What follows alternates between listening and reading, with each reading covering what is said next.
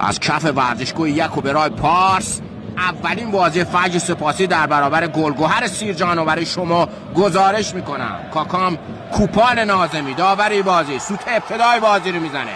بچه شیراز استان فارس میگن فجر نمیباخه و قطعا قهرمان لیگ برتر میشه. انشالله که همینطور بشه. همون ابتدای بازی چپری میرونن تو زمین گلگهر ولی توپو لو میره. حالا فجر از سمت راست میگروزن و وارد زمین گلگهر میشن. پشت 18 ببینیم چی تو میشه. نه بچه رو زد بس زبون باکش نشده باشه. ببینیم نتیجه وی آر چی میشه.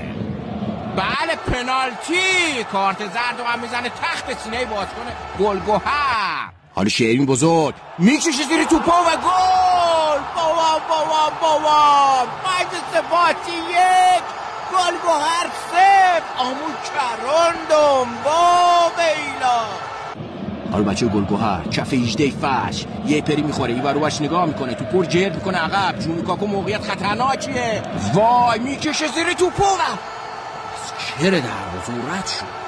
کاکان کوپان ناظمی سوت پایان این دیدار رو میزنه. فجر سپاسی به اولین برد خودش دست پیدا میکنه.